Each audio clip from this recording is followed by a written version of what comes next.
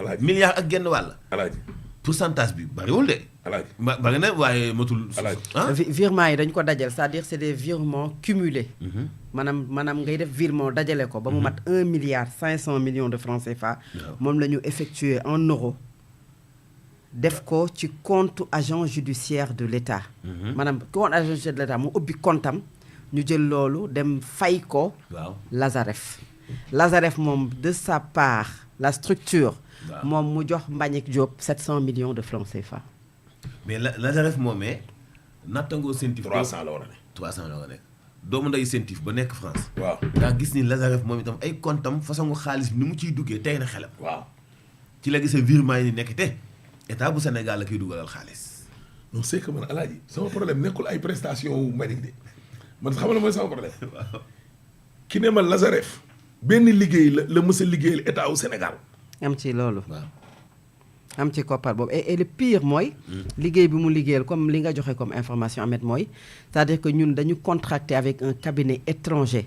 waaw pour dem ci yoon avec une société dirigée par un Sénégalais. par un Sénégalais. merci. fay ko près de 6 milliards de francs CFA. non. pour neenal ak nësaxal un privé doomu dëkk sénégalais. doomu mais dëkk bi. c'est ça Loolu ça moo quand gën a même grave encore. c'est-à-dire que dafay indiwaat la préférence nationale bi ñu doon wax démb. loolu moo gën a pour grave. deux choses da nga bàyyi une société boo xam da lay liggéeyal doon jàmbaar taxawal ngeen am contentieux ça arrive quand même dans les affaires mais nga jote ak moom au lieu que nga wut beneen sénégalais xëy na mu liggéeyal la ngeen mais nga bàyyi ko fi encore dem wutwaat une société étrangère pour lui payer près de 6 milliards de francs CFA. l'ordre des avocats yii di wax nii chaque jour ah ñoom dañu war a ñoom lii bu ñu ko déggee rek ñoom dañu war a jël même tànk ka Juan Branco déggoo ma de un franco espagnol bu toog di wax ne lan moo tax état wu Sénégal di soxla ay service waa France gii ma dëkk waaw bàyyi waa Sénégal. bàyyi waa Sénégal yu man seen liggéey lool. lool mais pire waaw dem jëli ab cabinet avocat wu français mu ñëw jàkkaarloo ak benn doomu sénégalais bu tudd Abdou Sy bu xaalis leen boole. boo xam ne xaalis moo leen boole ne ko ñëwal gaaw nga défendre ma parce que kii warta laal xëy na sax yaa ko wut a fay yaa ko fayu li nga ko war a fay ah yow Macky Sall. léegi nag rapport u Sentif bi alaaji waaw xam naa ne après waaw temps bi dafa léegi Lazaref moom noonu lañ koy bàyyi ak Georges mu ñibbi wala ñu dañ non Lazaref est traqué d'abord à Paris c'est-à-dire par Tracfin. ok Tracfin comme Lazaref moom mbir yi dafa laale ak une société sénégalaise des entités sénégalaises. waaw moo tax Tracfin bind Sentif ñu collaborer pour continuer l'enquête. ku ñu doon jëflante. mais Lazaref moom génnagul ci lëndëm. léegi nag ramification yi nga kalaamewaat nag toppaat Lazaref moom. waaw parce que état bu Sénégal comme ubbi na enquête ba ñu tudd ci Mbagnick Diop Souss dafay delluwaat encore ci Lazaref tout va revenir au cabinet Lazaref lu baax. lëf li jeexagul de. alaaj non man c'est que man sama question yow da nga maa laaj question alaaj lëf li jeexagul. man dem naa ba wuti des infos ay info sa tontu yee ma gën a puusaat ci xalaat. waaw déglu ma rek man tam li dama laa laaj question yow dama laaj. tey jii daal balaa ngaa dem Guinée si seen référendum ba ca dumb yaa xaw nag ñu dimbali li laahi wa rasuulihi wutal ñu l'enquête même boo nekkee Guinée ñu woo la suba ci àjjuma ji nga leeral ñoom man li may laajte mooy pour société bi ak sëñ Abdou Lazaref waaw lu baax le bar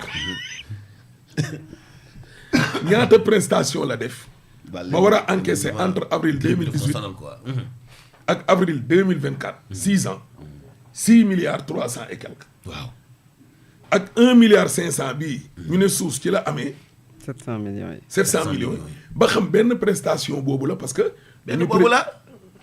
mais alaaji 1 milliard 500 dinañ ko fay benn avocat boobu la te dañu koo gañe. mais benn boobu la ñu wax moom la ñu wax de dañu koo gañe. moom man de moom laa lire ci info yi benn boobu la te dañu les koo gañe. investigations boobu la de alaaji yow Sénégal ñaata yoon alaaji ñaata yoon lañu tudd Sénégal doom yu juddoogul. wararar man day fi nii ñaata yoon lañu tudd Sénégal doom yu juddoogul yow kii boo dalee ci marché boobu da ngay ni am na yeneen direction yi fi nekk yoo xam ni ka fa doon liggéey ak direction ba njort nañu daañu dem ci wàllu yoon. il faut ñu préparer dès maintenant nga monteel ñu dossier bu ñu ko mën a toppee mu ne loolu prestation la encore dañuy tudd doom yu juddoogul mais li ci doy waa mooy est-ce que sax fay nañu sañ Abdoul wala déet benn bi ci des mooy ku nekkoon jamono jooju directeur ASER ñaar ku nekkoon ministre de l'énergie ramification yi de.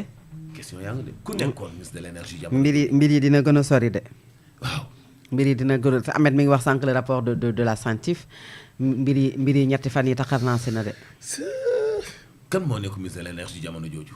jamono yi Alaaji moom mbay mee tax tarul liir Alaaji damay xëy di liir ba ngoon jot ma dem tëdd damay liir mooy ëlbatiku yenn saa yi livre yi nekk si sama ginnaaw bopp bi nekk di nelaw na rapport 2024 bi Alaaji am na ci benn pàcc koo xam ni K1 lañ ko tuddee. K1 waaw blanchiment des capitaux issus de l'escroquerie portant sur des deniers publics par le biais de l'utilisation de prête-noms, de bons de caisse, de dépôts à terme et de la création de SCI. En 2024, pour bañ a wax virgule balaa faatu di ree mu ne CENTIF jot na ay déclaration de soupçon yoo xam ne xel da caa tey yu ci mel ni jóge ci ay institutions financières moo xam banque la moo xam xeetu ñoom fameekaas yooyu en tout cas daal institution financière waaw portant sur un montant global de plusieurs dizaines de milliards ay fukk ci ay milliards waaw mu ne koppar googu yëpp boo ko dajalee sa montant cumulé provenait de virements émis waaw virement bu ñu def par une administration publique du privé rek public nguur gi waaw au profit d'un individu jébbal ko benn waay waaw boo xam ni fii dañ ko fii wutal tur tuddee ko monsieur Alpha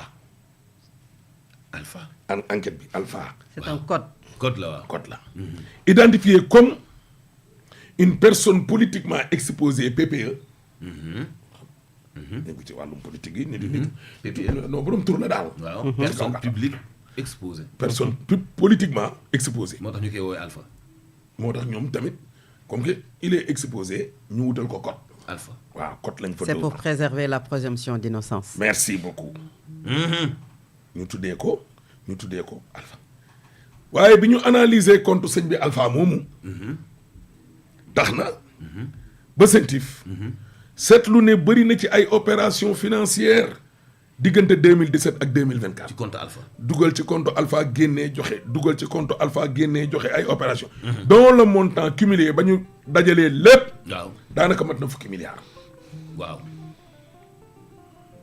dégg nga loolu waaw mu ne dugal bi ci génnee bi ci Alpha gi waaw ci compte am ci compte ces Alpha. opérations étaient Waaw. constituées essentiellement de virements waaw da ngay téye xaalis de virement mu jóge feneen ñëw wala de remise de chèque chèque remise de chèque Alaaji tey Solo Groupe Média bu ñu la defalee prestation nga leen di fay ci turu Solo Groupe Média ngay def boo demee dugal sa compte ba remise de chèque waaw nga soppi ko xaalis waaw dégg nga loolu mu ne de bons de caisse ay bons waaw bon de caisse comme lii di xew ci ay trésor waaw de dépôt à terme de bons anonymes sans justification économique xaalis yi kenn du xam fu mu jógee fan la jugee da ngay ñëw dugal chèque ñëw dugal Merci. xaalis ñëw dugal bon waaye ñu ne te kenn du contrôle ba ñu xóotalee enquête ba les investigations ont permis waaw